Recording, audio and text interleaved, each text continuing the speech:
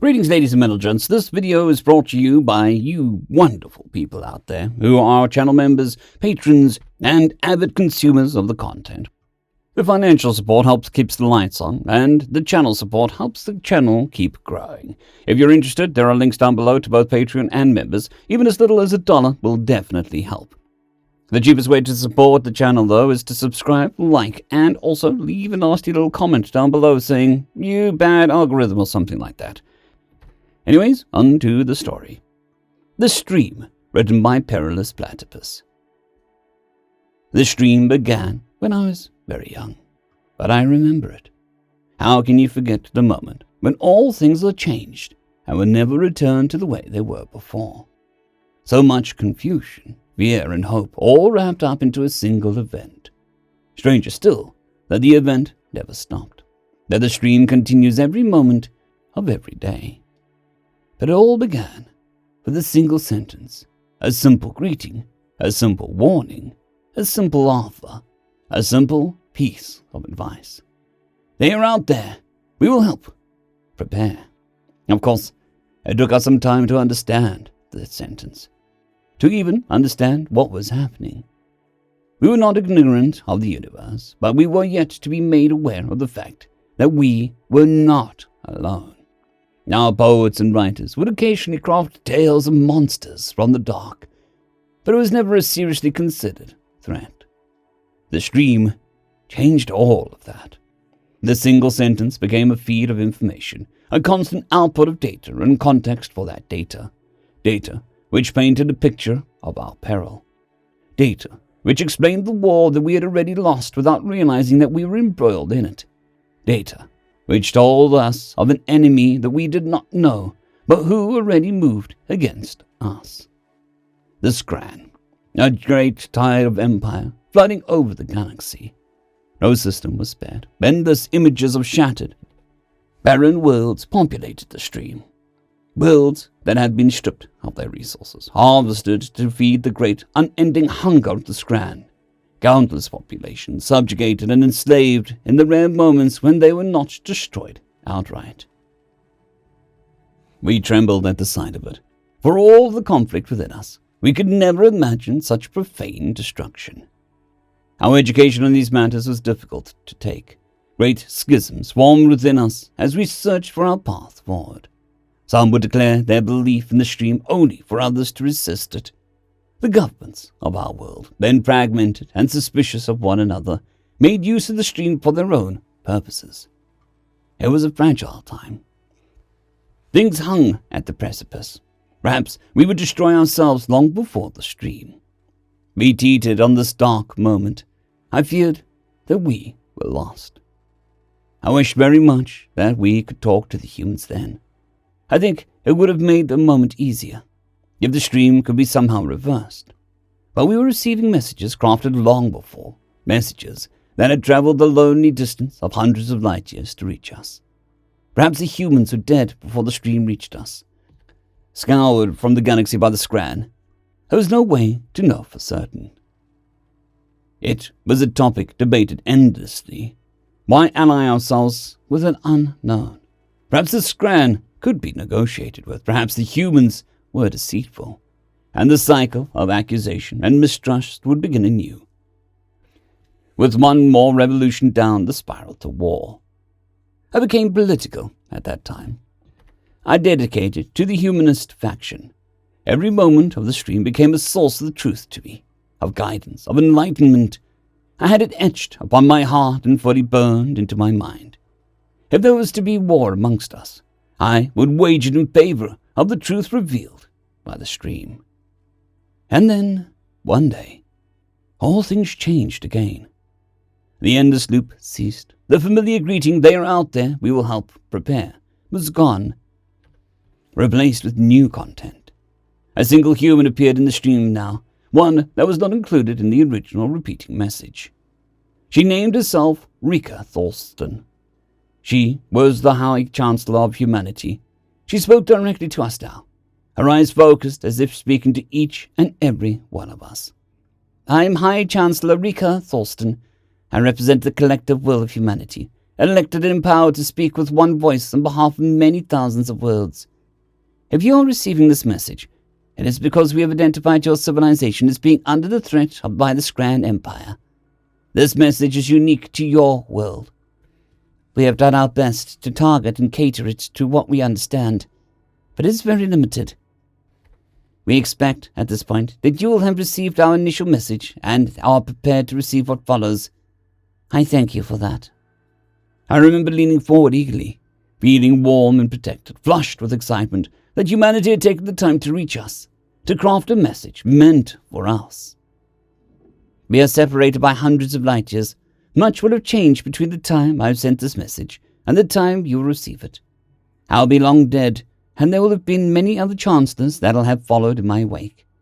One thing will not change: our resolution to end the Scran threat and protect all worlds from their hate. However, the galaxy is a large place, and the Scran are prolific. We possess far superior capabilities in confrontation, but they spread faster than we can contain them.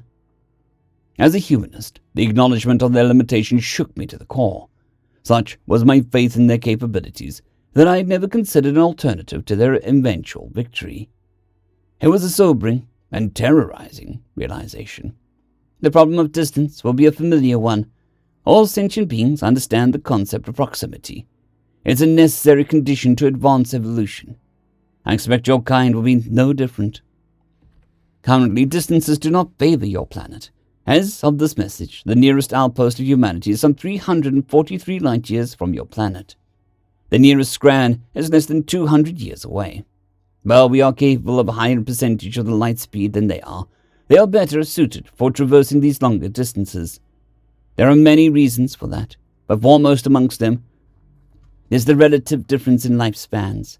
A single Scran can live 10 times longer than a human, making it possible for them to field military fleets at distances into the hundreds of light years without requiring an entire colony in support. This is their greatest advantage, along with sheer numbers. A bit developed within me as she continued. Each sentence seemed worse than the one before it.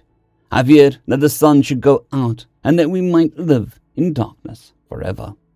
In short, we cannot fly to you directly. The sun was snuffed out. I cannot pretend to understand that particular dynamics of your kind, but I can imagine our original message has created any number of issues. I apologize for that. There is no elegant way to introduce yourself across these distances, particularly when the content of the message is so unpleasant.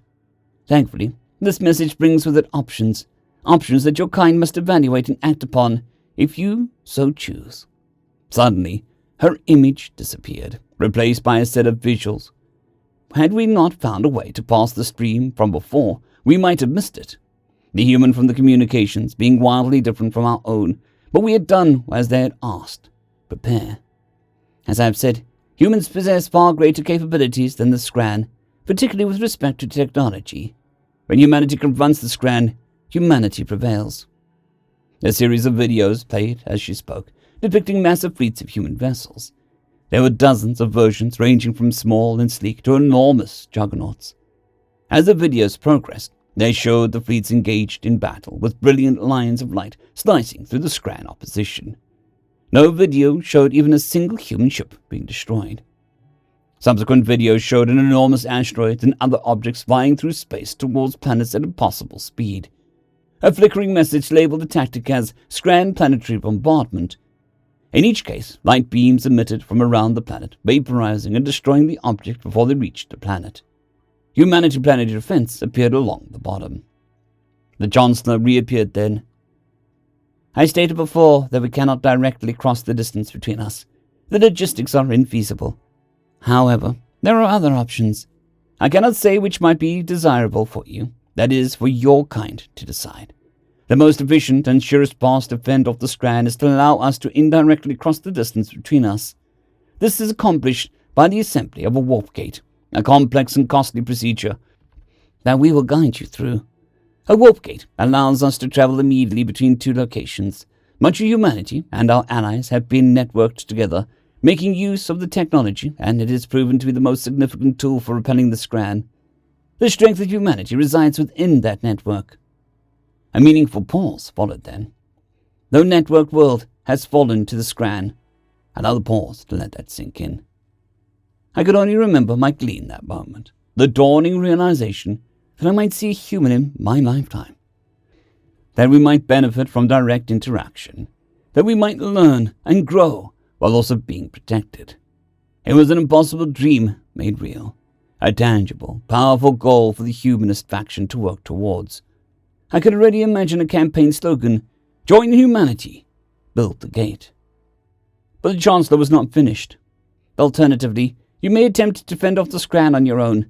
At their current rate of advancement, this will give you approximately 400 to 500 standard years to develop a sufficient defense apparatus. Humanity is willing to share technology via the transmission that may provide a suitable deterrent effect. We are unaware of the current state of your technology and access to various required materials, so it will be upon you to determine whether the designs will be feasible. A warning. These designs were effective tools at the time of transmission. It is possible that they will no longer be when the scran arrives. It should also be stated that the scran tend to make use of swarm strategy, meaning that it is not just the presence of the weapons, but possessing a suitable density of those weapons that is required for a successful defense. The Chancellor continued for some time afterwards before concluding her portion of the transmission. What immediately followed was the various introductory materials to assist us in passing the technical schematics that would come afterwards. It created an explosion in activity, a massive realignment in the conversation. While division still existed, the Chancellor's message lent weight and momentum to the humanist cause. Piece by piece, progress was made. I secured my own place in the political order, driving the effort forward first in my own nation and then in the newly formed Global Council. With time, my resolution was passed.